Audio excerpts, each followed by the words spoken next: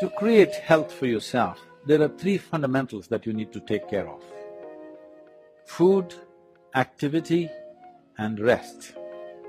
When it comes to food, one of the most important things that you must be conscious of is, on a certain day when you eat a certain type of food, whatever you eat, you must consciously notice how quickly does it digest and become a part of yourself.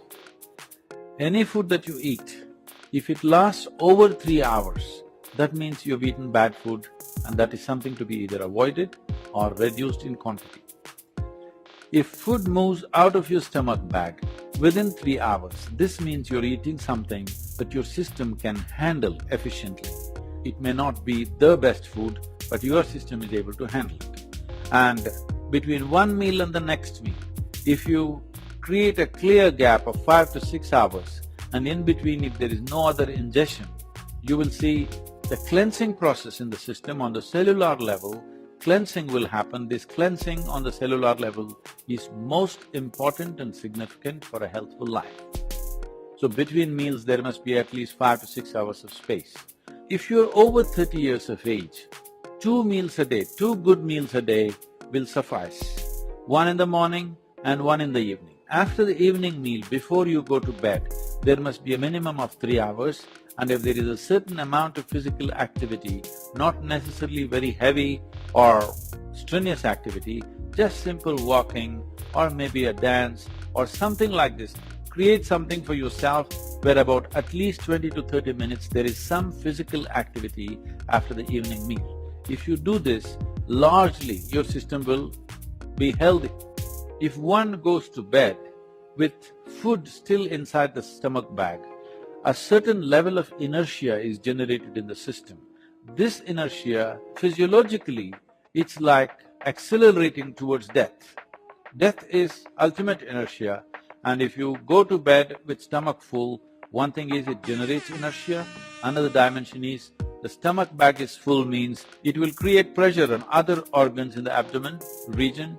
This will also lead to various kinds of health issues. It's very important when you go to bed, again, food has moved out of the stomach bag, that the bag is not heavy to put pressure on. As you sleep in different postures, it should not be putting pressure on the rest of the organs. When it comes to activity, in this brief time, I don't want to give you an exercise regimen. The simple thing that we need to understand is our body is capable of bending forward, bending backward, and twisting sideways on either side. This much activity must happen, whatever we do, in whatever form. If you do classical Hatha Yoga, that is the best way to do it, scientific way of doing it. If that is not yet in your life, you must somehow make sure every day you bend forward, backward, and twist both ways and squat, so that stretching of the spinal column will happen. This much activity is a must for everybody on a daily basis if we want to keep the entire system in a healthful state, particularly your neurological system, which will be an issue as one ages. The volume of rest that an individual needs is determined by various factors. One important factor is the type and the volume of food that one consumes.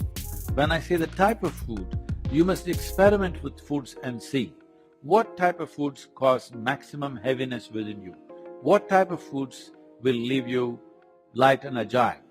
If you make sure at least 40% of your diet is fresh vegetables and fruits, you will see the lightness in the body will come, because what the body needs is restfulness, not necessarily sleep. Most people understand that sleep is the only way to rest. No. As you sit and stand, you can either be restful or in a state of agitation or in a state of inertia. If you are in a lively state of restfulness, moment to moment in your life, the volume of sleep you actually require will come down.